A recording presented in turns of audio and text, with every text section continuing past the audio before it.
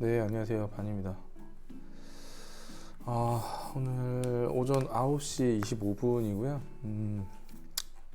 오늘은 그 비트의 무빙에 대해서 좀 이제 어제 무빙 나온 거 새벽이랑 그거 말씀을 좀 드리고, 그 다음에 지금 새로 보신 분들이 꽤 이제 많으신데, 이게 새로 오실 때마다 제가 계속 매번 같은 내용을 남기다 보니까 그 생각을 못했어요, 제가. 그래서 추후에는 새로 오신 분들이 이제 볼 수 있는 영상을 하나로 이렇게 뭐 좀 묶어놔야겠다는 좀 생각을 했어요. 제가 작업량이 많다 보니까 그 생각을 잘 못했는데, 일단은 그 내용을 오늘 조금 말씀드리고 나중에 추후에 좀 영상을 좀 올려놓도록 하겠습니다. 일단은 비트코인 이제 무빙을 좀 볼 건데요. 일단은 우리가 이제 비트코인이 이제 내려와서 다이버스를 이제 만들어 놨죠. 저점을 여기서 한번 찍고 다이버스 만들었고, 다시 저점을 여기서 찍고 다시 여기서 또 찍었죠. 이러한 걸 만들어 놓고 RSI 저점이 어딘지 우리가 확인해야 되잖아요. RSI 저점이 여기였죠. 저점이 계속 올라갑니다. 근데 얘는 저점이 계속 내려오죠. 우리는 이거를 다이버전스로 표시합니다. 그렇기 때문에 저점은 내려왔지만 RSI 저점은 올라가요. 그러니까 주가의 저점은 내려오는데 RSI 저점은 올라간다는 얘기예요. 이렇게 되면 가격에 어떠한 그 방향성 괴리가 발생을 합니다. 그래서 그걸 다이버전스라고 하는데, 다이버전스가 뜨면은 뭐 100% 다 올라가는 건 아니지만 높은 확률로 그 위치가 변곡이 되는 위치라고 우리가 알고 있죠, 흔히. 그렇게 돼서 그저께부터 이제 하락이 멈추고 횡보를 여기가 시작했어요. 횡보를 시작하는데, 횡보를 시작하다가 제가 구름이 올라왔을 때 타점을 잡았었어요. 60일 이평을 뚫으려고 할 때 여기에서 그러니까 다이어 보고 탄 거지만 타고 나서 추매를 했죠. 그래서 평단이 여기 연두색, 마지막 평단 연두색으로 맞춰졌을 거예요. 그래서 올렸다가 제가 누를 때 여기서 잡아도 된다고 어제 한번 말씀을 드렸어요. 근데 누를 때 반등을 하는 듯 하더니 여기까지 뺐었죠. 근데 제가 사실 여기 62평이 깨지면 제가 손절이 맞다고 해서 어제 손절하신 분도 계시고 여러분도 계시겠지만, 손절하고 그냥 지켜보는 게 아니라 이런 걸 손절했잖아요, 여기서. 그죠? 왜냐면 우리가 원하는 타점을 지금 깨버렸으니까, 진입한 타점을. 손절이 그래야 짧아야 좋으니까요. 그렇게 하고 나서 제가 이 해당 매물대, 이거는 그냥 놔뒀어요. 이거 색깔만 바꾼 거거든요. 이거 놔뒀단 말이에요. 해당 매물대에 튕기는 모습이 보여지면 여기서 잡아야 되는 거예요, 다시. 근데 다시 만약 여기 또 깼는데 다시 손절하면 됩니다, 여기. 근데 제가 왜 롱 관점이었냐면, 중요한 거는 우리가 얘가 구름을 깨지 않았잖아요. 지금 여기서부터 올라와서, 원래는 이렇게 해서 지지하는 게 제일 좋죠, 그림이. 그죠? 이렇게 해서 올라와서 여기 한번 쏴주고 지지하고 이렇게 올라가는 게 제일 좋아요. 근데 그러지 못하고 이제 슬금슬금 이렇게 하다가 여기서 한번 올라와 줬죠. 일단은 구름을 뚫어 줬잖아요, 여기서. 그죠? 이 지긋지긋한 매물대를 여기서 한번 얘가 뚫어주고 나서 다시 밑으로 쏟은 건데, 그리고 나서 여기서 매물대에서 튕긴다는 거는 우리가 한번 생각을 해볼 필요가 있는 거죠. 그리고 나서 다시 얘가 빔을 한번 쐈죠. 물론 우리는 여기서 샀을 때 이렇게 하고 내렸을 때 여기 올랐을 때 익절하면서 지금 올라갔지만, 어쨌든 여기서 다시 진입을 해서 올렸던 아니면 내렸을 때 여기서 다시 잡았던 여러 가지 타점이 존재했어요. 그래서 저 같은 경우는 어제 들고 있던 거를 올렸을 때 안 팔고 내려올 때 추매를 더 했어요. 그래서 평단이 요거보다 평단이 여기였죠. 그 전 평단이 밑이었는데 추매해서 평단이 올라갔어요. 그래서 이게 올라갔을 때 다 날렸습니다. 이쯤에서 반 날리고 여기 올라서 전부 다 날리고, 그래서 포지션이 없다가 눌러주면 제가 다시 잡는다 그랬죠. 눌러줘서 여기서 포지션이 들어갔습니다. 그래서 지금 들고 있는 거거든요. 그래서 지금 한 40-50% 정도 수익이 나고 있는데, 여기까지 갔을 때가 한 70몇 프로, 80몇 프로 정도 수익이 됐었어요. 근데 팔지 이제 매도하지 않았던 이유는 여러 가지가 있지만 일단은 지금 여기 다이버전스라고 보여지는 곳이 있죠. 이렇게 여기죠. 요거 다이버전스가 떴지만 이렇게 내려오고 여기를 지지합니다. 2편과 매물대를 지지하는 게 보이죠. 보통 우리가 다이버전스가 떴을 때 왜 안 빠지지 하는데 이게 빠진 거예요. 이 다이버전스는 효력이 요만큼인 거예요. 그러니까 다이버전스가 떴다고 해서 무조건 여기서부터 계속 빠지고 뭔가 변곡이 되고 그런 게 아닙니다. 그냥 가격 괴리가 얼마만큼 차이가 있는지를 판단해서 우리가 그 비례하는 것을 좀 예측을 해야 되는데 얘는 요 정도 내려온 거예요. 여기서 어쨌든 변곡이 일어난 거거든요. 다시 매물대를 맞고 올라온 거지만 그게 중요한 거예요. 그리고 지금 여기서부터 보면 클로즈는 다이버전스가 거의 맞는지 아닌지 모를 정도로 지금 비슷하죠. 근데 고점은 올라가 있는 상태고 매물대 맞았고요. 그렇기 때문에 눌린 거거든요. 물론 448을 좀 깨고 내려왔지만 여기 이 매물대랑 지금 61선 224, 112가 다 밑에 버텨주고 있죠. 제가 매도 안 한 이유는 이것 때문에 그렇습니다. 만약에 여기서 이게 뚫고 이렇게 돼서 이렇게 마감을 한다 여기서, 그리고 RSI는 이렇게 내려올 거고 마이너스가 이렇게 올라온다. 그럼 여기서는 날리고 다시 봐야겠죠. 이 매물대까지 다 뚫어서 몸통으로 마감한다면, 그렇죠? 근데 그게 아니기 때문에 제가 여기서 홀딩을 하고 있는 거예요. 이유가 있어야 된다는 거죠. 그렇게 보시면 알 것 같고요. 일단은 그런 상황이었어요. 그렇게 되어 있는 상황이고, 그래서 어제는 포지션을 비트를 몇 번 바꿔가면서 수익을 계속 내고 그랬었습니다. 좀 이따 인증을 보여드리겠지만, 그래서 제가 어제 말씀드렸던 29K부터 29.3K 부근까지 오지 않으면 저는 숏은 안 치겠다고 말씀을 드렸어요. 이런 데서는 저는 숏 안 칩니다. 2편과 이렇게 붙어 있는 곳에서는 안 해요. 절대. 2편과 떨어져 있는 곳에서 진입하죠. 그러니까 롱이나 숏 마찬가지예요. 제가 롱을 탈 때도 다이버전스를 2편과 붙어 있는 데서 타나요? 아니죠. 이렇게 떨어져 있는 곳에서 타잖아요. 이렇게, 그죠? 이렇게 떨어져 있는 곳에서. 이렇게 붙어 있는 곳에서는 잘 안 탄다는 얘기예요. 그래서 진입 근거를 그렇게 좀 확인을 잘 하시면 될 것 같고, 그리고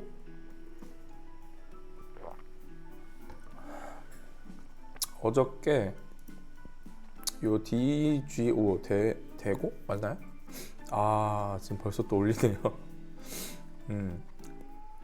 제가 이제 어제 이 코인을 이제 진입을 했었는데, 진입했던 걸 말씀 좀 드리면은, 일단 첫 번째 기준은 거래량이에요. 최근 얘가 지금 뭐 하나 둘 요 거래량 나오기 그러니까 나오고 나서니까 뭐 하나 둘 셋 한 3일 정도 만에 최고 거래량을 여기서 터뜨렸어요. 그쵸? 최고 거래량 터뜨리면서 이렇게 쭉 올라온 모습 보여집니다. 이게 거래량 퍼센트 대략 그냥 대략만 보면은 거래량 퍼센트가 처음 터진 게 한 8배에서 크게 한 15배 정도 터뜨린 것 같고요. 그리고 캔들 퍼센트는 고점까지 한 15%를 올린 거예요. 그래서 이거는 이제 거래량 들어왔구나 라고 판단한 거죠, 제가. 그래서 눌러줄 때 여기서 올라갈 때 잡는 게 아니라, 항상 말씀드리면 거래량 터진 거는 눌러줄 때. 그래서 어떻게 잡았냐, 그냥 이렇게 잡으셔도 돼요. 이렇게. 그러면 0.38에 0.5, 0.618 이렇게 나오죠. 38에 0.618이 나오는데 요 사이에서 포지션을 잡는 거예요. 웬만하면 38에서는 제가 잘 안 잡아요. 38에서 튕기는 경우도 굉장히 많은데 튕기면 그냥 안 잡아요.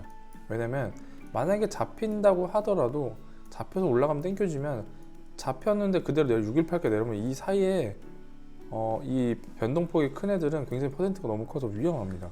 그래서 38을 웬만하면 안 잡고 0.5랑 0.618 사이에서 많이 잡아요, 제가. 그래서 제가 평단이 여기 연두색 보이시죠? 연두색이 제 평단이었습니다, 어제. 이것도 이따 보여드릴 건데, 일단 그래서 평단이 연두색에서 잡아서 이렇게 할 때만 해도 이 퍼센트가 벌써 뭐 60%, 70%, 80%를 왔다 갔다 하고 막 그랬어요. 그래서 몇 번씩 나눠서 매수를 하고 매도를 하고 그랬죠. 그래서 어제 여기서 이렇게 빔 쏠 때 여기서 전부 다 털었습니다. 한 100%가 조금 넘었던 것 같은데 반익절을 한 번씩 했고요. 그 다음에 여기서 전체 익절을 전부 다 했죠. 그리고 나서 이제 이 매물대를 정확하게 못 도는 걸 여기서 이 봉이 확인시켜줬죠. 그리고 나서는 떨어졌는데 사실 이건 저는 제 평단 밑으로 내려오면 다시 잡겠다고 지금 버티고 있었는데 내려오진 않았어요. 여기 내려오진 않았죠. 그래서 좀 아쉬웠는데 근데 사실상 이 구름 요 사선 이렇게 있죠. 여기로 얘가 내려왔으면 이렇게 못 올렸을 거예요. 그래서 이렇게 하다가 부딪히다가 이렇게 내려갔겠죠. 그리고 나서 이렇게 올렸을 건데 내려오지 않고 여기서 지금 좀 흘렸다가 보시면은 구름 밑으로 이렇게 내려왔잖아요. 내려왔었지만 결국에는 이 밑에 매물대까지 내려오지 않았다는 거죠. 그래서 다시 말아서 올리는 느낌이 좀 보여집니다. 어쨌든 이 상승분의 조정은 이렇게 주고 보면 고점이 계속 낮아졌죠. 이 부분에서 돌파가 나왔고 여기서 지금 매물대를 뚫어버렸죠. 그래서 이런 모습을 봤을 때 아직은 살아있다는 걸 볼 수 있습니다. 그래서 이게 좀 아쉽긴 하지만 그래도 이거를 보여드리고 싶어가지고 어제 매수를 어떻게 했는지랑 이제 어떤 타점을 갖고 있는지 좀 말씀드리고 싶어서 제가 좀 보여드렸습니다. 이런 코인이 뭐 이것만 있는 게 아니라 굉장히 많아요. 그래서 이렇게 막 올라간다고 계속 쳐다보고 추격 매수하고 그러지 않으셨으면 좋겠습니다. 그렇게 하고요. 그리고 제가 뭐를 또 말씀드리려고 했지? 일단은 그렇게 보시면 될 것 같고 제가 오늘 설명을 드릴 게 좀 있는데 일단은 이거를 먼저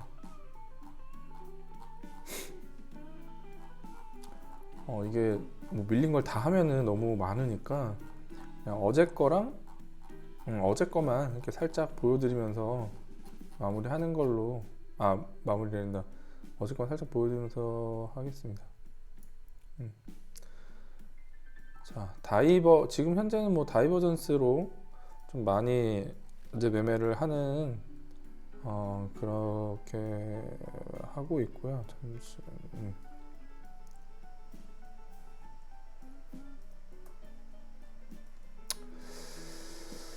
네, 시그널을 변경하고 나서 여러 가지 이제 보고 있는데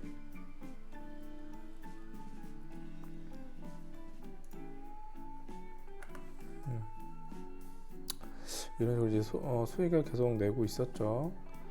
비트 내려올 때 비트 받아서 뭐 다이버에서 롱치고 알트 같은 것들은 이제 숏을 굉장히 많이 탔었죠.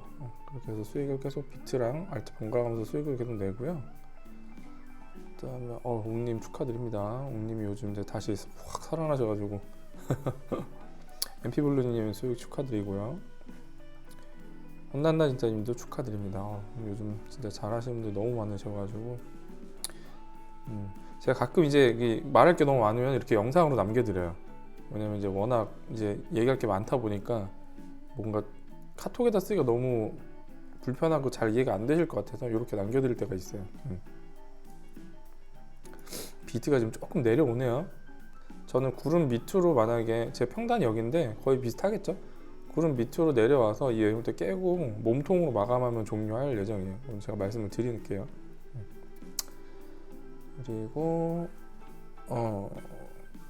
이런 식으로 이제 매매를 좀 했고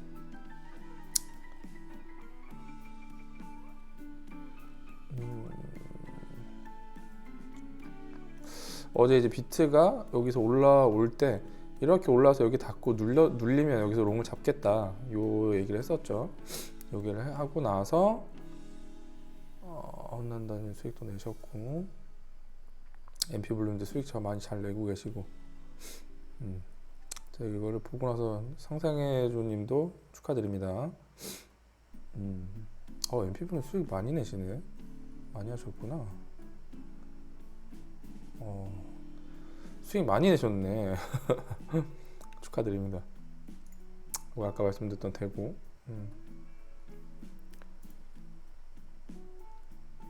네오 이제 좀 말씀 주셨었는데 이것도 올라갈 때 말고 눌릴 때 타는 게 좋다고 제가 말씀을 드렸었던 내용이고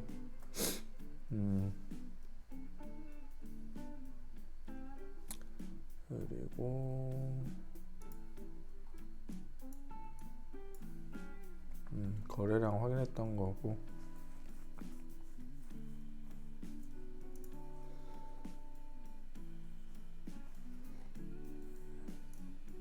이건 되고, 그때 내려왔을 때 잡았다는 거 말씀 좀 드렸고, 네오는 이렇게 매물대 튕기는 거 말씀 좀 드렸습니다.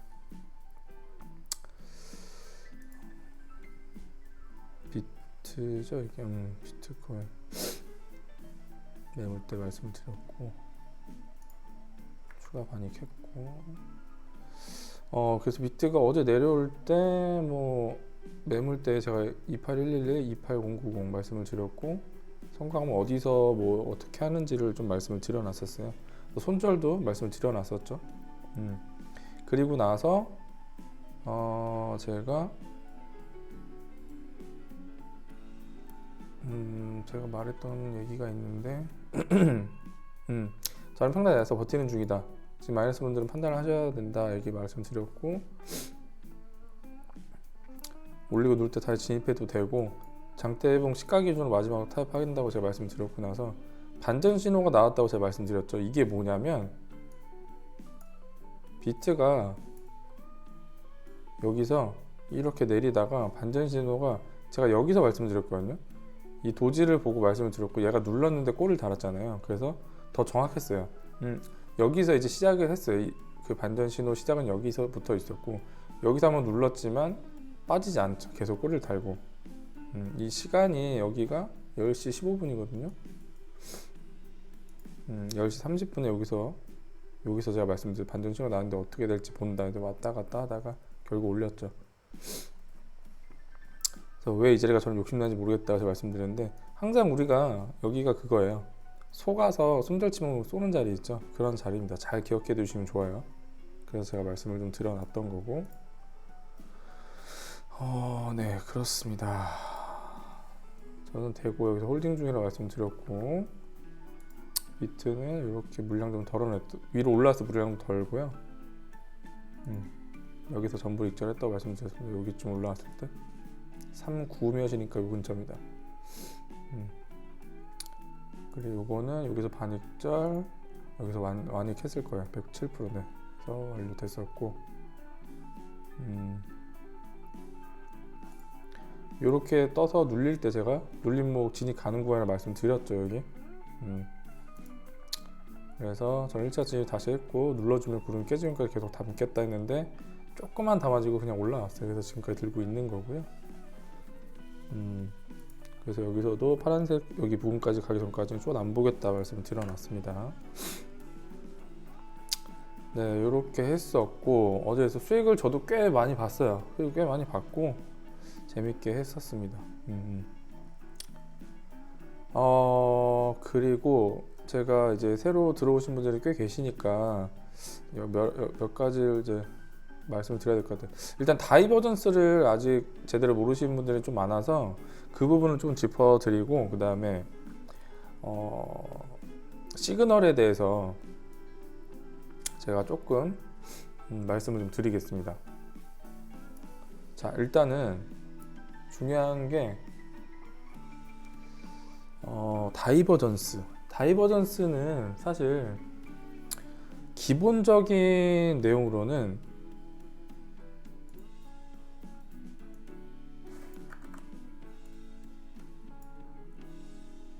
자, 다이버전스를 이제 말씀드릴게요. 그냥 기본적으로 말씀드리면은 자, 이렇게 볼게요. 자, 주가의 가격이 내려와요. 지금 저점이, 그러니까 가격이 이렇게 내려온다는 게 아니라 저점이 낮아졌어요. 그죠? 근데 보조지표의 저점은 올라갑니다. 이게 상승 다이버전스예요. 이해되셨죠? 자, 주가 이 종목에 이 비트코인인데, 비트코인 종목이 저점이 내려왔어요. 그죠? 저점이 지금 내려왔잖아요, 밑으로. 근데 보조지표의 저점은 이렇게 올라간 자리가 있을 거예요. 이거를 저희는 상승 다이버전스라고 합니다. 그죠? 그래서 그걸 상다라고 부르고 있고, 자, 보조지표의 캔들의 고가가 올라갔어요. 가격이. 근데 그 위치에 RSI는 고가가 올라가지 않고 내려왔습니다. 이거를 우리는 하락 다이버전스라고 부릅니다. 그죠? 하락 다이버전스는 그 뒤에 하락을 할 확률이 큰 거고, 상승 다이버전스는 그 뒤에 상승할 확률이 큰 거예요. 근데 어디까지 상승할지, 어떻게 상승할지는 모른다는 거죠. 거기가 변곡점이 될 수가 있고 추세가 반전될 수 있는 확률이 크다는 얘기입니다. 100%는 아니에요. 그런데 그 100%는 아닌 시점을 우리가 어떻게든 이용을 하려고 지금 다이버전스 매매를 하는 건데, 100%가 아닌 걸 어떻게 이용하나, 보지표를 여러 개를 가지고 이게 맞는지 안 맞는지를 확인하는 절차를 갖습니다, 저희가.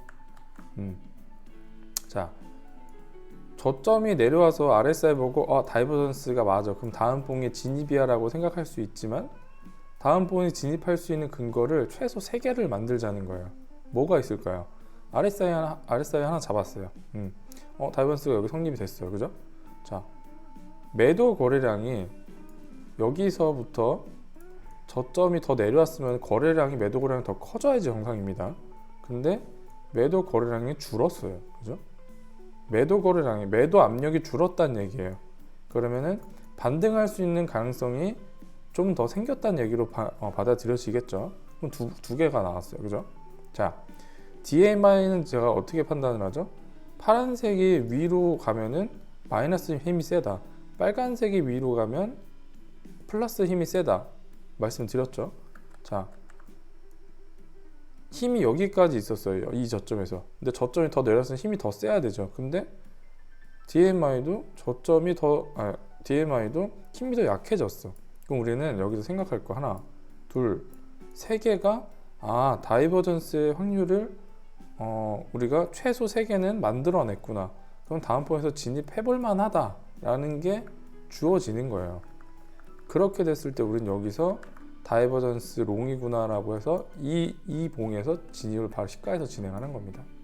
그럼 요만큼의 수익을 얻었겠죠. 여기가 고점인지 어떻게 알아요? 저도 몰라요, 고점인지는. 근데 이 당시에 제가 하는 말들이 있잖아요. 여기서 다이버전스를 타서 진입을 했다면 이렇게 가는 게 가장 좋다, 구름을 뚫어주는 게. 근데 그 전에 어떻게 해야 돼요?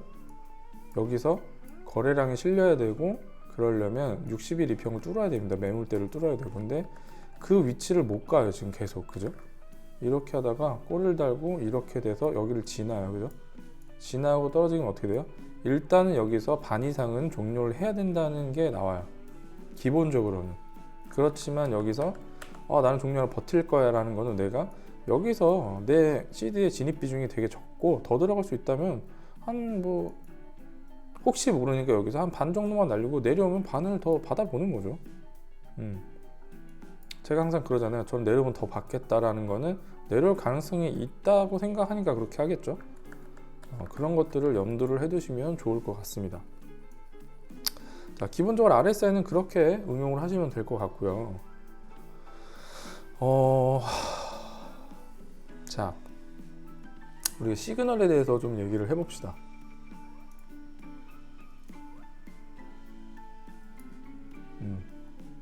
이게 우리 지금 비트코인 시그널인데, 요 코인, 알트코인 시그널도 있고요. 자, 우리가 생각을 해봅시다.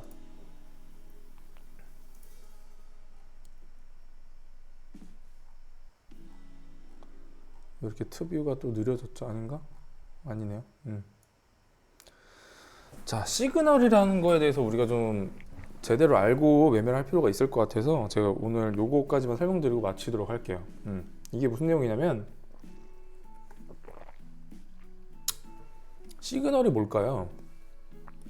이 시그널이라는 게 뭐죠? 우리가 지금 다이버전스, 그리고 추세 돌파, 눌림목, 거래량 급등, 여러 가지 이제 시그널을 지금 하고 있어요. 알트도 있고 비트코인도 있고. 근데 이제 질문을 해주시는 분들이 굉장히 많은데, 일단은 지금 저희 카톡방 말고도 지금 메일로 굉장히 질문을 많이 해주시는 분들이 꽤 계세요. 그래서 이 영상으로 그 질문을 답변을 좀 드리려고 하니까 잘 한번 들어봐 주시면 좋을 것 같아요.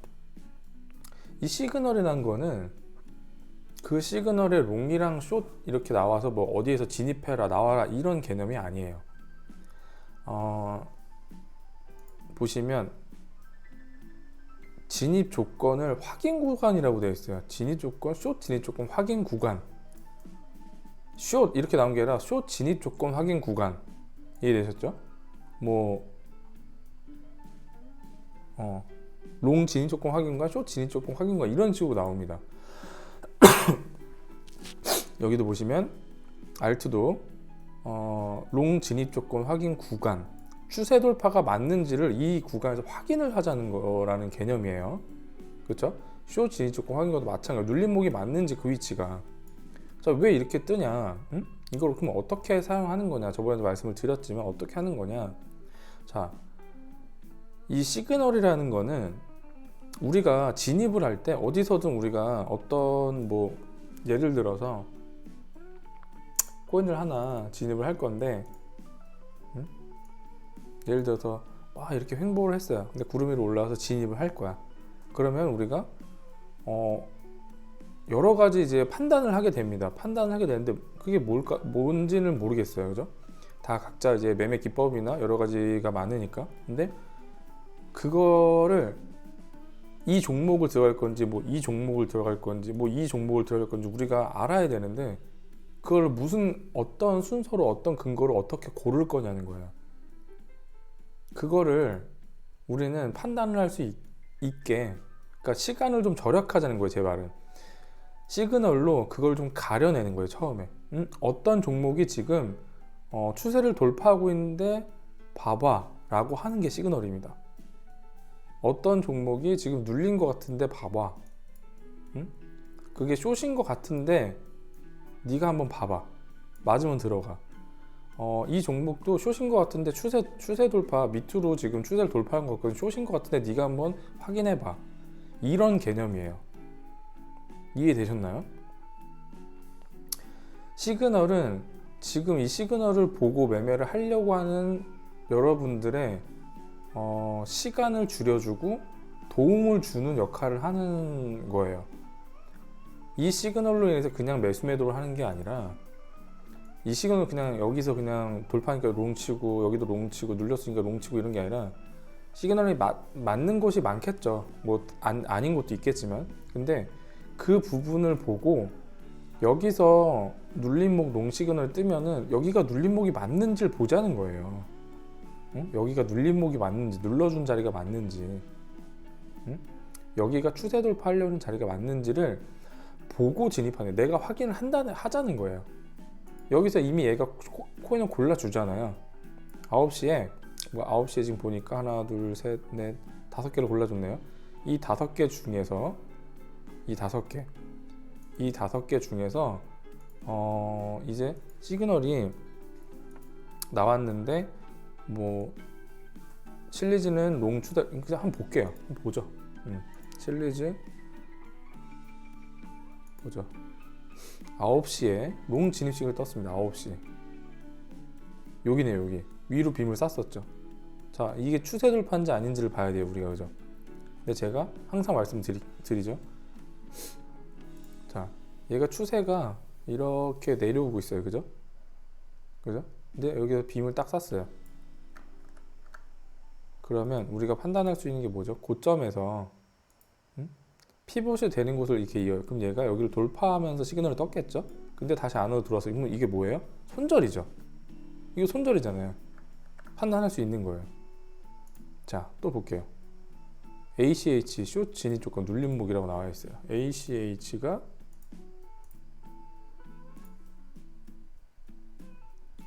9시 여기죠. 눌림목, 여기가 눌림목인지 보는 거예요.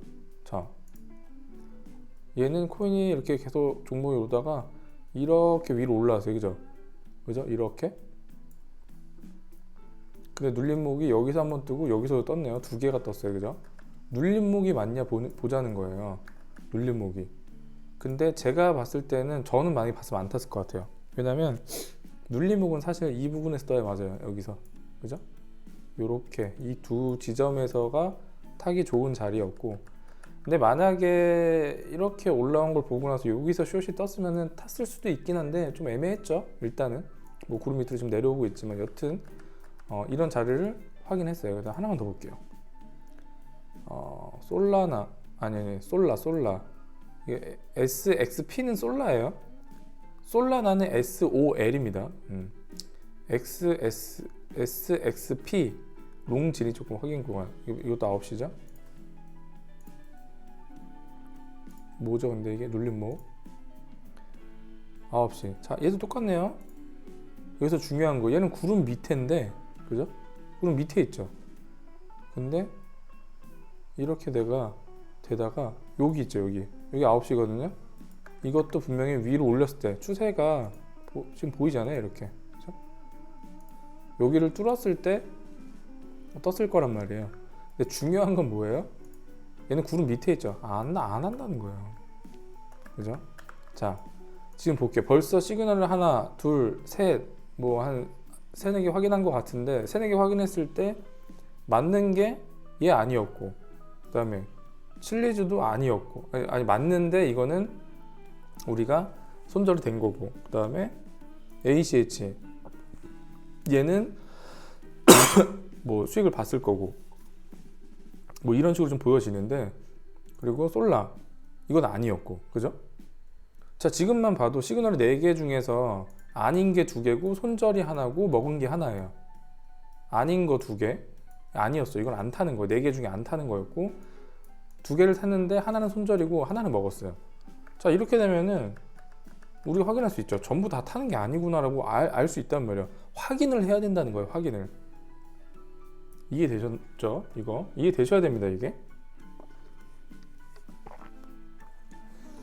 이 시그널이 그냥 롱숏 진입하는 시그널이었다면 우리 모두가 돈을 다 벌었겠죠.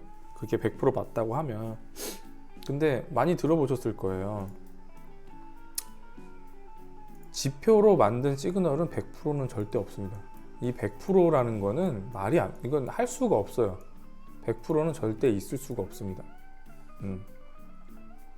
100%가 있다면 그건 리페인팅이에요. 절대 있을 수가 없어요. 보조지표로 만든 시그널 자체는 100%가 없습니다. 다만 최대한 100%에 가깝게 만들려고 노력을 하는 거예요. 다른 분들도 그렇고 저 역시 그렇습니다.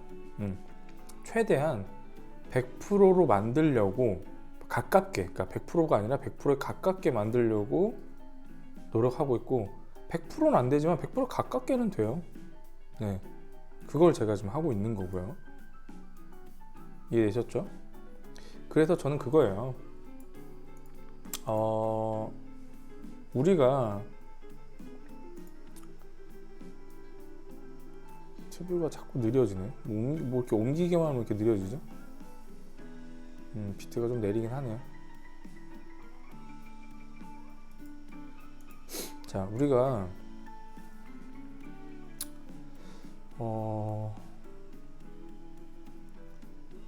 매매를 할 때 하나만 보고 매매를 할 수는 없어요. 그게 처음에는 당장 잘 안 되겠지만 하나만 가지고 매매를 하게 되면은 당연히 확률이 떨어지게 됩니다. 당연합니다, 이거는. 자, 한 가지만 예를 더 들어볼게요. 우리가 여기서 롱을 진입할 근거는 여러 가지가 있겠죠.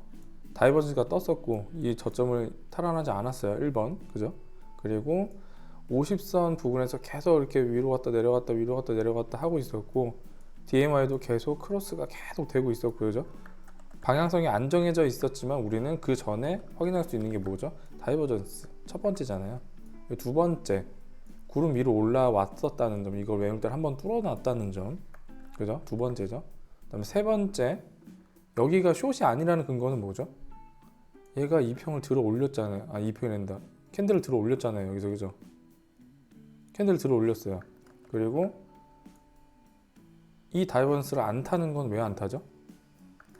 제가 말씀드렸죠. 지금 뚫어 올린 2평과 너무 가깝잖아요. 여기가 지금 얘네가.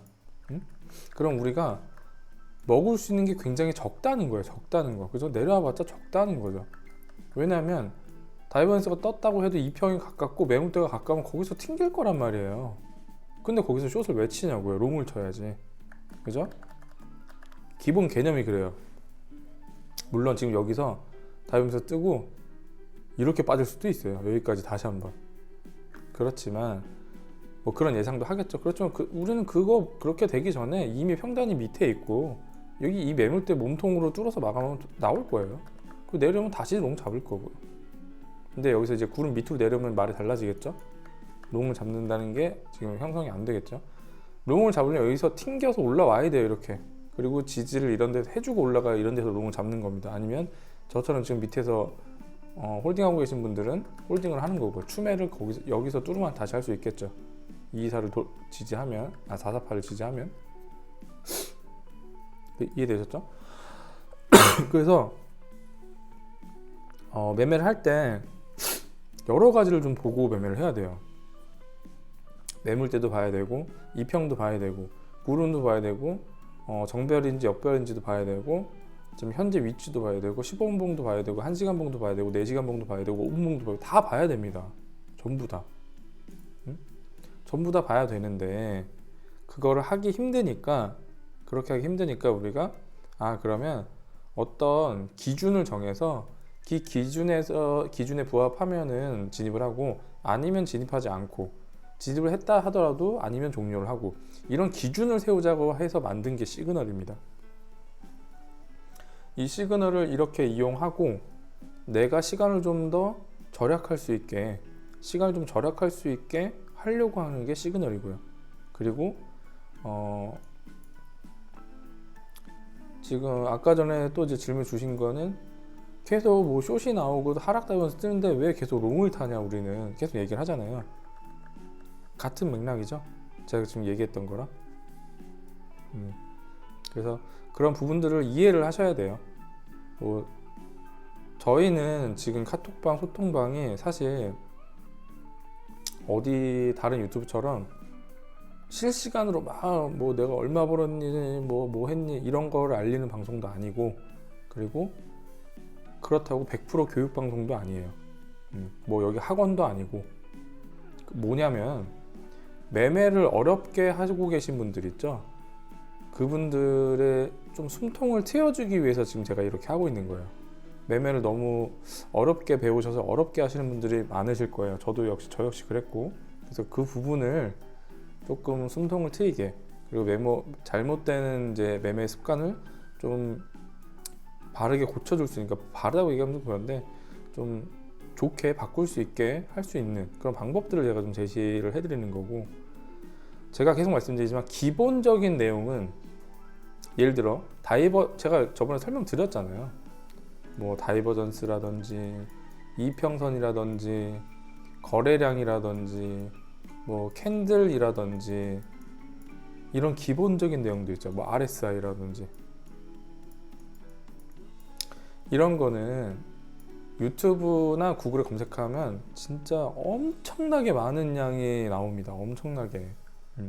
제가 자료를 드릴 수도 있지만 굳이 제가 자료를 드릴 필요가 없는 게 그냥 다 나와요. 어디나 똑같은 내용으로 동일하게 거의 다 나옵니다. 네. 그래서 이런 거는 한 번씩은 다 찾아보고 숙지를 하셔야 돼요. 제가 계속 말씀드리지만 이걸 모르는 상태에서 시그널을 보고 매매를 한다? 말이 안 됩니다. 이 기본적인 거, 이 캔들이 어떻게 생기는지, 클로즈가 뭐고, 하이가 뭐고, 로우가 뭔지, 이동평균선이 뭔지, EMA는 뭔지, SMA는 뭔지, 구름이 뭔지, 이걸 왜 구름이라고 하는지, 왜 여기서 저항이 걸리는지, 지지가 되는지, 이런 기본적인 이게 매물대가 왜 여기서 매물대인지를 알아야 RSI가 뭔지, DA만의 거래량이 어떻게 생성이 되는지를 알아야지만 아까 보여드렸던 시그널이 나왔을 때 내가 지금 이런 상황이니까 저기에 저렇게 뜨는구나 내가 뭔가를 이해를 하고 할 수가 있는데 그 내용이 전혀 없이 그런 내용을 전혀 모른 채로 그냥 시그널을 받아서 롱이나 숏을 타서 수익을 내려고 하시는 분들이 계신 것 같아요. 이거 안 된다니까요. 이렇게 하면 돈을 잃어요. 제가 계속 누누이 말씀드리죠. 내용을 알고 진행하셔도 수익을 낼까 말까인데 내용을 모르고 시그널을 봐서 진입한다? 그게 저는 안 된다고 봐요. 안 되는 확률이 높다고 봅니다. 기본적인 내용을 찾는데 잘 안 나와 만약에. 내가 궁금한 게 있는데 구글링에도 안 나오고 유튜브도 아무도 설명 안 해줘요. 그거 저희 방에 물어보세요. 카톡방에. 아니면 저한테 메일을 주세요. 그거는 제가 시간을 내서라도 답변을 드리겠습니다. 제가 아는 선에서는. 근데 그게 아니라 네이버에 쳐도 나오고 구글에 쳐도 나오고 유튜브에 쳐도 나오는 기본적인 내용을 다루는 내용이 있을 거예요. 근데 그거는 스스로 공부를 하셔야 돼요. 그건 스스로 공부를 하시고, 저는 그런 기본적인 내용들은 이제 본인들이 직접 하시는 거를 좀 추천을 드리고요. 그래야지 알아요. 그리고 저는 제가 다루는 내용, 그러니까 매매를 하실 때 조금 더 매매를 편리하게 혹은 조금 더 확률이 좋게 매매할 수 있는 방법에 대해서 제가 말씀을 드릴 거예요. 그래야 서로 시간 낭비를 안 해요. 스스로 할 수 있는 건 스스로 하되, 그게 잘 안 될 때는 저한테 말씀을 주세요. 그게 서로 좋을 것 같아요. 시간을 낭비하지도 않고, 그리고 시간을 쓰기에도 굉장히 효율이 좋을 것으로 생각이 됩니다.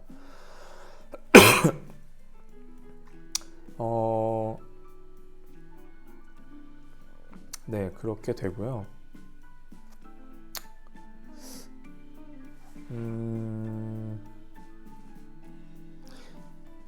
지금 저희가 시그널을 받아서 매매를 하고 있고, 그 다음에 이제 진입하기 전에 저한테 많이 이제 여쭤보는 분도 계시고, 그 다음에 스스로 직접 이제 질문 하나 없이 하는 분들도 계신데, 많이 문의를 주세요. 그러니까 내가 예를 들어 뭐 어떤 코인 타고 싶어, 진입을 하고 싶은 자리인데 내가 보조지표나 시그널을 봤을 때 나쁘지 않은 것 같을 때 마지막으로 한 번 더 확인할 수 있잖아요. 그거를 뭐 꼭 제가 아니더라도, 왜냐면 저희 방에 실력이 좋으신 분들 많습니다. 그래서 그분들도 그 코인을 볼 수도 있고, 그 질문이 들어왔을 때 같은 코인을 보고 있어서 같이 탈 수도 있는 거고, 제가 봤을 때도 괜찮으면 말씀을 드릴 수도 있는 거고, 그러니까 확인할 수 있으니까 어려워하지 마시고, 그런 부분들을 몇 번이고 확인을 하고 진입을 하세요. 그냥 맞겠지, 대충 뭐 여기서 그냥 타면 되지 않을까, 올라갈 것 같은데, 뭐 내려갈 것 같은데, 이렇게는 하지 마시라는 거예요.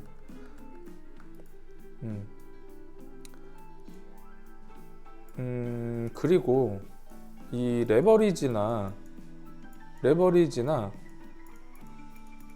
시드 관련해서 질문을 이제 해주시는 분들이 지금 좀 계신데, 이것도 저번에 제가 설명을 드렸죠. 2개 다 설명드렸지만 다시 한번 제가 말씀을 좀 드릴게요. 자, 일단 레버리지 먼저 할게요. 시드가 되게 중요한 부분이라 레버리지 먼저. 레버리지도 중요하지만, 중요한 레버리지는 해당 종목을, 예를 들어 나는 비트는 무조건 뭐 30배로 해야지, 알트는 무조건 20배로 해야지, 이거 아닙니다. 이거 아니에요. 왜냐면은 종목마다 달라요. 종목마다 다르고요. 제가 항상 여기서 진입하지 마시고요. 여기서 진입하지 마시고 좀 내려오면은 붙어 있을 때 뭐 진입하세요, 이런 얘기 하죠. 근데 그거 왜 그런다고 했죠? 제가 항상 말씀을 드리죠. 마지막에 손절가가 그래야 짧습니다. 그래야 내가 리스크가 적습니다 라고 얘기를 계속 덧붙여 말씀을 드립니다. 예를 들면은 그래서 그렇게 하라는 이유는, 내가 레버리지를 지금 쓰는 건 저는 제 건 알지만 이제 다른 분들 건 제가 레버리지 모르잖아요. 근데 최대한 그 레버리지를 썼을 때 그 최대한 마이너스 리스크를 없애려고 하는 거예요. 그렇기 때문에 제가 그렇게 말씀을 드리는 거거든요. 자, 그러면 우리가 생각을 해봅시다. 내가 레버리지를 쓸 건데, 내가 예를 들어 여기서 탈 거야. 여기서 탈 건데 아무리 타이트하게 해도 여기서는 손절을 해야 된다고 만약에 나왔어요. 내 생각이 타기 전에 제가 손절가를 먼저 봐야 된다고 했죠. 진입을 여기서 할 건데 손절이 만약에 여기라고 칠게요. 근데 이 퍼센트가 예를 들어 뭐 2%야. 2%예요. 2%. 근데 내가 레버리지를 20배를 쓰면 이 마이너스가 얼마예요? 40%죠. 내가 들어간 시대의 40%가 손절을 한다는 소리예요. 그러면 우리가 여기서 진입을 해야 될까요? 저는 안 합니다. 내가 시드를 1000만 원을 들어가는데 40%를 손절을 한다? 그럼 400을 여기서 날리겠다는 소리예요. 그죠? 근데 이 위로 올라갈 확률과 내려갈 확률을 내가 이게 100%라고 하면은 타겠죠. 손절 안 할 건데 뭐하러 봐요, 이거를. 손절 어차피 퍼센트가 없는데. 근데 그게 아니잖아요. 안 좋으면 50대 50이고 좋아봐야 51대 49예요. 예를 들면은 그러면 이거 타시겠? 저는 절대 안 탑니다. 확률이 80% 이상 넘어가면 모르겠어요. 근데 그런 확률이 안 되고 60% 뭐 70% 확률로 올라간다 만약에, 그래도 저는 이거 안 탑니다. 이게 너무 크잖아. 내가 손절했을 때 퍼센트가 40%로 손절하는 건 말이 안 돼요. 그럴 때 레버리지를 조정하는 거예요. 죽어도 난 여기서 타야 돼. 근데 손절이 여기야. 여기가 만약에 2%라고 칠게요. 그럼 레버리지 몇 배를 써야 안전할까요? 그거를 생각하자는 거예요. 그러니까 먹었을 때 많이 먹는 것만 생각하지 말고 잃었을 때 많이 잃을 걸 생각해야 된다는 소리예요. 지금 이게 올라가고 있는데 눌러줄 때 이게 여기까지 갈지 안 갈지 어떻게 알아요? 여기까지 갈지 안 갈지 어떻게 아냐 이거야. 이게 올라갔다 내려올 수도 있잖아요. 그렇잖아요? 그래서 레버리지 활용을 그렇게 해야 된다는 소리예요. 내가 만약에 근데 여기서 롱을 잡을 거야. 근데 여기 이탈은 난 손절이야. 근데 여기가 뭐 예를 들어 0.3%야. 0.3%. 실제로 재볼게요. 제가 어제 여기서 추매를 했으니까 한번 보겠습니다. 자, 0.15%예요. 그죠? 제가 레버리지 40 했었거든요. 일단은 저는 다른 여러 가지 근거를 두고 한 거지만 예를 들어 볼게요. 뭐 레버리지 20배를 쳤다고 칠게요. 20배면 이게 마이너스 3%죠. 0.15니까 마이너스 3%야. 그럼 내가 여기다가 1000만 원 넣었을 때 마이너스 3%면은 30만 원 손해예요. 그죠? 30만 원 손절을 치고, 손절 치면은 나는 30만 원 손절을 치는 거고, 먹게 되면 요만큼 먹으려고 제가 지금 하는 거 아니잖아요. 그죠? 먹게 되면 수익이 클 거란 말이에요. 뭐 여기까지 갈지 여기까지 모르죠. 어디까지 갈지 모르지만 얘보다는 무조건 크다는 걸 우리가 알 수가 있어요. 그죠? 여기서 잡았다면. 그래서 이런 거를 보고 레버리지를 활용을 하셔야 된다는 거예요. 무조건 뭐 비트니까 40배야, 뭐 알트니까 20배야, 15배 이게 아니라, 제가 가끔 보면 알트를 할 때 거의 대부분 저도 20배로 하지만 타점을 잡는 걸 제가 계산하고 합니다. 근데 가끔 10배짜리도 있고 5배짜리도 있고 15배짜리도 있고 7배짜리도 있고 막 그래요. 근데 왜 그렇게 달라지냐? 손절가 때문에 그렇습니다. 그냥 내 마음대로 이거는 퍼센트 너무 크니까 줄여야겠다 이런 개념이 아니고요. 대략적이라도 계산을 하고 들어가세요. 손절가가 여기면 내가 지니까 여기니까 퍼센트 보시고 이렇게 되면 너무 크니까 퍼센트를 레버리지를 어떻게 해야겠다. 이거를 정하고 나서 내가 먹을 거를 봐야지.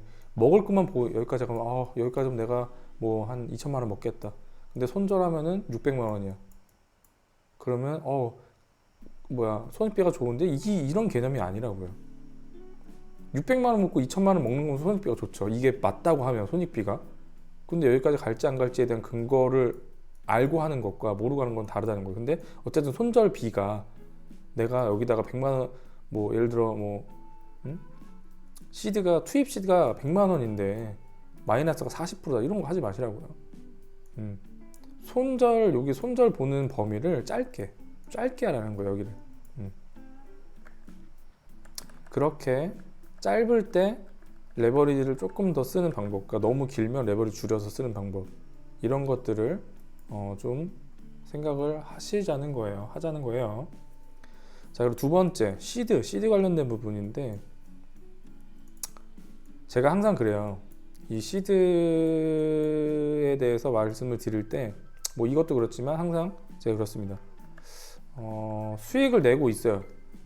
저점에서 잡아서 수익을 막 내고 있을 때 어느 순간 제가 반익절하고 전체익절하고 막 그래요. 그죠? 근데 그럴 때 제가 계속 하는 말이 있어요. 저희 같이 매매하시는 분들은 다 아실 거예요. 저희 방에서 제가 제 그릇은 여기까지입니다. 여기서 익절하겠습니다. 뭐 이렇게 얘기하는 적이 많아요. 근데 그게 무슨 내용이냐? 말 그대로요. 제 그릇은 거기까지예요. 더 이상 버틸 수 없어요. 버틸 수 없고 나는 이 정도면 충분해. 이런 개념이에요. 이 그릇이라는 것을 우리가 볼 때 이렇게 보면 됩니다. 자, 한 가지의 예를 들어볼게요. 제가 한 가지 예를 들면, 자, 내가 한 달에 용돈이 100만 원이에요. 용돈이라 그러면 좀 그렇다. 100만 원이 내가 쓸 수 있는 돈이야. 내가 월급을 받아서 뭐 생활비 내고 여러 가지 뭐 경조사 내고 이렇게 하고 남는 돈이 100만 원이라고 칠게요. 자, 100만 원이 남았는데 내가 여기서 100만 원 중에서 100원을 투자할 거예요. 100원. 그럼 이게 만분의 1이에요. 만분의 1. 그죠? 만분의 1이에요. 100원은. 이 100원, 사실 뭐 100원짜리 하나라도 뭐 그냥 100원짜리인데 바닥에 버리는 사람 있어요? 없어요. 100원짜리 누가 버려요? 그죠? 저도 안 버립니다. 100원을 누가 버려요? 이 돈도 귀하지만 100만 원을 가지고 있는데 100원을 투자하는 거는 우리가 마음이 어때요? 막 불안하고 막 그러진 않아요. 이거 사실 없어져도 에휴, 뭐 없어도 상관없는 돈이에요. 그죠? 100만 원 있을 때 100원이. 자, 그럼 생각을 해봅시다. 100만 원 있을 때 100원이 그래요. 그럼 1000원은 어떤가요? 1000원? 1000원. 1000원은 1000배, 1000분의 1이에요. 100만 원의 1000분의 1입니다. 1000원은 어때요? 1000원짜리 한 장. 1000원짜리 한 장이면은 사실 요즘에 1000원으로 아이스크림도 잘 못 사 먹어요. 그죠? 뭐 콘 같은 거 사 먹으려면 1,500원, 뭐 1,800원 막 이러니까. 그죠? 근데 어쨌든 버스비도 1000원이 넘죠 요즘에. 그죠? 택시 기본료는 뭐 말할 것도 없고. 여튼 100만 원 있어 1000원도 사실 없어져도 크게 뭐 그런 돈은 아니에요. 1000원이 뭐 작다 뭐 이런 얘기는 아니에요. 당연히 돈은 저는 1000원짜리 하나라도 절대 뭐 그런 거 없습니다. 그런데 100만 원 있어야 투자를 얘기하는 거예요. 100만 원일 때 1000원은 투자해서 없어도 뭐 그럴 수 있겠지랄 수 있는 돈이에요. 그래서 저는 그래요 사실. 근데 자 100만 원인데 이제 만 원이에요. 만 원. 그럼 만 원은 100분의 1이에요. 내가 쓸 수 있는 돈, 한 달에 쓸 수 있는 돈이 100만 원 중에서 만 원을 투자한다는 거는 지금 현재 내가 갖고 쓸 수 있는 돈 중에 100분의 1입니다. 이 만 원은 100분의 1이에요. 자, 이거는 어떤가요? 내 100만 원인데 만 원을 투자하는 거는 마음이 좀 어떤가요? 저는 사실 100만 원 중에 만 원 한 달 투자하는 거는 별로 그냥 투자할 수 있을 것 같아요. 없어져도 그럴 수 있다 생각할 것 같아요. 근데 생각보다 근데 만 원은 할 수 있는 게 꽤 많죠. 뭐 담배를 태우시는 분들은 담배도 한 2갑 살 수 있고요. 그리고 뭐 아이스크림 좋아하시는 분들 아이스크림도 여러 개 사 먹을 수가 있고, 심지어 밥을 한 끼 먹을 수도 있고요. 여러 가지 할 것들이 많습니다. 제가 이런 얘기를 자꾸 드리는 이유가 뭐냐면 이 돈의 그 화폐 뭐 만 원이든 1000원이든 500원이든 100원이든 간에 그걸 할 수 있는 게 많아질수록 우리는 그 돈의 가치를 우리가 판단을 하게 돼요. 그 돈을 할 수 있는 게 많아질수록. 예를 들어 100만 원 중에서 한 50만 원이라고 할게요. 50만 원이면은 그냥 함부로 막 투자할 수 있나요? 그냥? 없어져도 되는 돈인가요? 50만 원? 뭐 그렇다고 얘기하는 분도 계시고 아니라고 얘기하시는 분도 계시지만 저는 아니에요. 50만 원 함부로 투자하지 않습니다. 50만 원 작은 돈도 아니고 그 돈 함부로 투자하지 않아요. 왜냐하면 그 50만 원 할 수 있는 게 너무나도 많거든요. 그 50만 원이라는 그 돈의 가치를 생각을 해보면 정말로 할 게 많습니다. 자, 제가 이렇게 쭉 이야기를 드렸던 이유는 우리가 시드를 가지고 투자를 할 때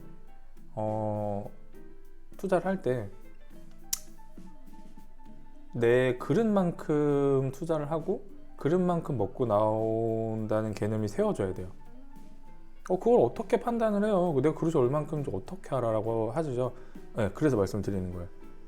내가 처음에 만 원을 넣어보세요. 비트코인을 할 때 여러 가지 조건을 다 확인해서 딱 만 원을 이렇게 그냥 계산하기 쉽게 10불이라고 할게요. 10불을 딱 넣으세요. 10달러.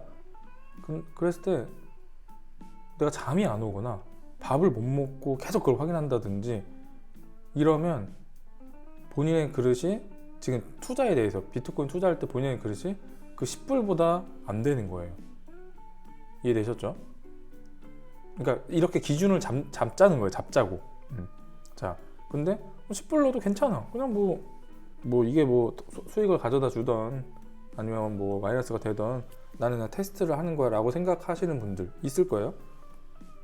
그러면 그럴 때 뭐 50불, 100불 정도를 넣어보세요. 5만 원에서 뭐 10몇만 원 되겠죠. 한 7만 원에서 13만 원 되겠죠. 그럼 돈을 넣어보시는 거예요. 근데 내가 한 100불을 넣었더니 약간 불안해. 이 돈이 없어지면 어떡하나, 혹은 내가 롱을 쳤는데 밑으로 꼬라박는 거 아닌가, 이런 걱정이 많이 들고 이게 계속 생각나고 잠을 못 자요. 뭐 수면매매에서 뭐 스탑로스도 걸고 했지만 잠을 안 와. 그러면 아까 말했듯이 지금 내 그릇이 100불보다 안 되는 거예요. 내가 투자를 했을 때 당연히 불안할 수 있어요. 저도 그 기분을 압니다. 당연히 불안할 수 있고 여러 가지 생각이 많이 들고 차트를 또 보게 되고 조금 이렇게 하게 되는 건 알지만, 제가 말씀드린 거는 궁금해서 뭐 이런 게 아니라 불안한 마음. 그게 뭐 불안한 마음이 왜 들까요? 불안한 마음이 내가 감당할 수 없는 금액이 지금 들어간 거예요. 그리고 첫 번째가 그거고요. 두 번째는 내가 진입했던 근거가 부족해요. 내가 진입했을 때 이 근거가 완벽해서 확률이 뭐 80%, 90% 이상 되면 내가 그거를 불안해할까요? 아니면 얼마 벌었을까 궁금해서 열어볼까요? 후자란 말이에요. 그죠? 근데 그게 안 되니까 전자처럼 불안해지는 거예요. 이 두 가지거든요. 내가 시드를 진입을 할 때 시드를 얼마 넣는지, 레버리지 얼마 쓸지는 누가 결정해 주는 게 아니라 본인이 결정하는 건데, 자꾸 저 사람 20배 쓰니까 나도 20배 해야지, 저 사람이 40배 쓰니까 나 40배 해야지, 딴 데도 100배 치던데 100배 치면 수익이 좋던데 100배 쳐야지, 이런 개념이 아니라는 거죠. 내 시드로 내가 감당할 수 있는 레버리지 감당할 수 있는 게 뭐죠? 아까 설명드렸죠? 아까 설명드렸듯이 손절범위나 내가 감당할 수 있는 금액이어야 돼요. 내가 손절을 해도 여기서 10만 원이 100불이 들어갔어. 근데 한 5불 정도, 10불 정도는 내가 감당이 된다면 그 감당할 수 있는 금액만큼의 레버리지를 사용하라는 거예요. 제 말은 이해되셨죠? 그리고 시드는 어떻게 한다고요? 시드 마찬가지잖아요. 내가 시드를 진입을 할 때 내가 마음 편안해야 돼요. 편안하게. 물론 뭐 내가 투자를 해놨는데 100%가 아니기 때문에 불안한 마음이 조금씩은 생길 수 있지만, 그것 때문에 뭐 불안해가지고 잠도 못 자, 밥도 못 먹고, 뭐 친구도 못 만나겠고, 뭐 아무것도 못하게, 그런 거는 말이 안 된다는 거예요. 그거는 투자를 잘못하고 있는 거예요. 매매를 잘못하고 있는 거예요. 당장 바꾸셔야 됩니다. 그렇게 되면. 정리를 할게요. 지금 조금 제가 오랫동안 말을 했는데, 일단 중요한 거는 당장 수익을 지금 내는 것보다도 지금 제가 말한 게 더 중요합니다. 기본적인 내용을 이해하셔야 돼요. 자, 정리를 하면은 아까 제가 말씀드렸던 뭐 이동평균선이라든지 뭐 이런 RSI, DMI 거래량, 캔들, 뭐 구름, 매물대, 이런 것들이 기본적으로 이게 뭔지, 그러니까 뭘 지칭하고 뭘 뜻하고 어떻게 봐야 되는 건지는 구글링을 하거나 유튜브를 찾아보시거나 네이버 쳐도 다 나옵니다.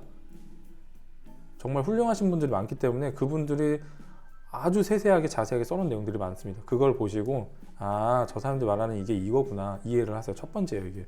자, 두 번째는 시그널이라는 거는 아까도 말씀드렸듯이 보조 역할입니다.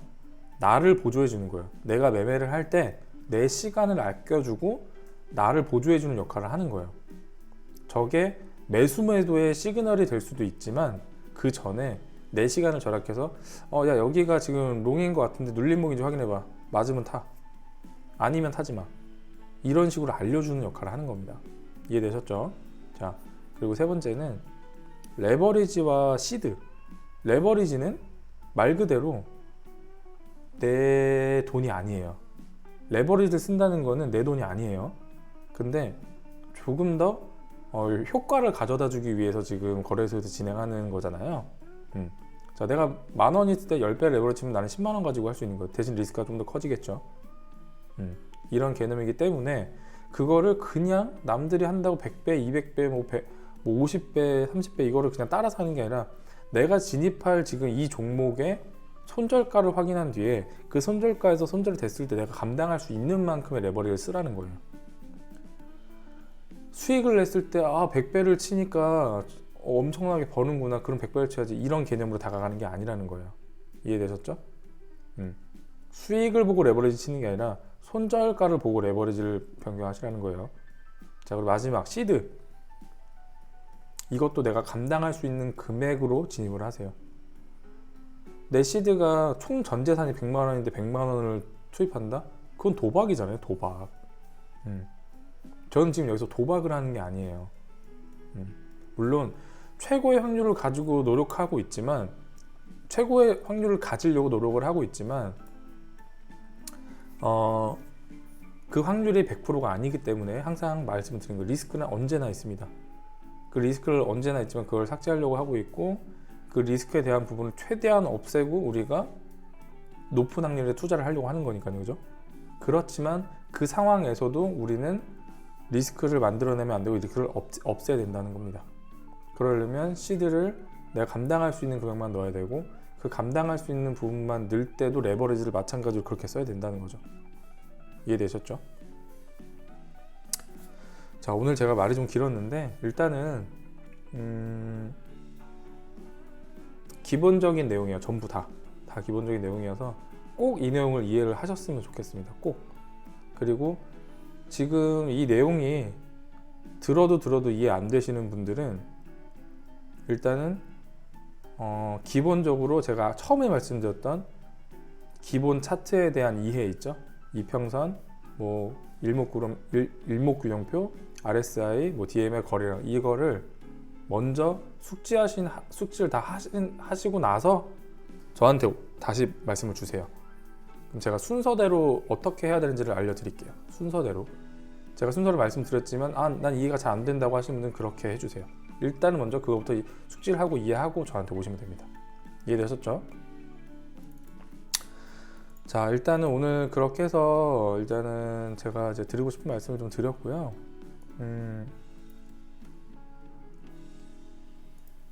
비트가 좀 내려오네요. 일단 여기서 지지하는 모습이 보여지는데, 일단 매물대는 요 밑에이기 때문에 좀 지켜보도록 하겠습니다. 그러니까 저는 사실 구름 밑으로 내려오지 않으면 계속 지금 롱 입장을 보고 있어서 제가 지금 나오지 않고 있어요. 지금 알트도 하나 잡고 있는데 그 알트는 뭔지는 따로 말씀을 지금은 안 드리고 수익이 날 때 말씀 좀 드릴게요. 일단은 저는 요 매물대 그리고 112일선 같이 있고, 그 다음에 구름 끝선이죠. 여기 뭉쳐있는 곳을 얘가 뚫고 몸통으로 마감하지 않는 한, 마감하면 전 나올 거예요. 마감하지 않는 한 저는 롱을 홀딩 하겠습니다. 네, 그리고 중요한 거는 비트가 지금 첫 파동 여기서 나왔죠. 첫 파동 이렇게 나왔어요. 그리고 눌러주는 자리가 되고, 여기가 눌림목이 될 수 있는 자리가 될 수 있어요. 이해되셨죠? 눌림목이 그리고 아까 하나 이제 질문 주신 게 이평선과 구름이 만난 지점에 거기서 이제 뭐 롱치면 되나요? 라고 했는데, 그거는 너무 일방적이에요. 하나만 가지고 보시는 것 같아요. 그래서 제가 어떤 근거인가요? 물어본 게 그겁니다.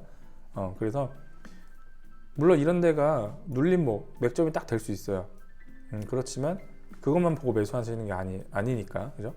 그래서 이렇게 올리고 나서 눌러주는데, 눌러줄 때 위치가 정확하게 이평과 뭐 매물대와 끝선인지를 보는 게 중요하죠. 물론 여기서 지금 롱을 잡는 게 타점이 되게 좋을 수 있어요. 왜냐면 손절가가 짧아요, 그죠? 손절가가 더 짧아요. 근데 저는 사실 제가 무 포지션이라고 하면 여기서는 지금 안 타고 이렇게 눌러줄 때도 여기까지 눌러줄 때 탈 것 같아요. 손절가가 더 짧으니까. 112일선 부근에서 타는 게 좀 더 좋지 않을까 생각을 해봅니다. 아니면 여기서 1차 진입, 여기서 2차 진입 정도 보셔도 될 것 같고요. 이렇게 좀 생각을 해봅니다. 자, 일단은 이렇게 좀 말씀을 드리고요. 네, 지금 더 말씀드릴 게 있었는지 지금 잘 기억은 안 나요. 제가 지금 생각이 안 나서 오늘은 영상을 여기까지 하도록 하겠습니다. 네, 오늘도 역시나 날씨는 굉장히 좋고요.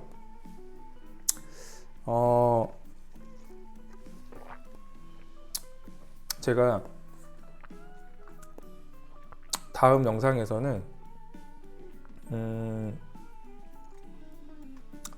다음 영상이 아니라 다음 영상부터 조금 바꿔야, 아까 처음에 말씀드렸듯이 이제 처음 시작하시는 분들이나 이런 분들을 위한 그 영상이랄 게 사실 지금은 없었던 것 같아요. 그래서 그거를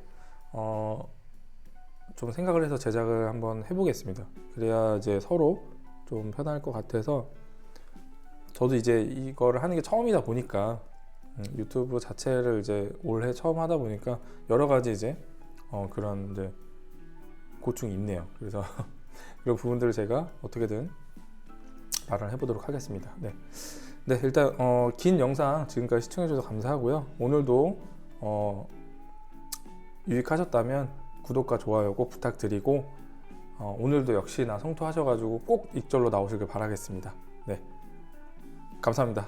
오늘 하루 잘 보내시고 저는 또 다음 영상에 찾아뵙도록 하겠습니다. 네, 감사합니다. 좋은 하루 되세요.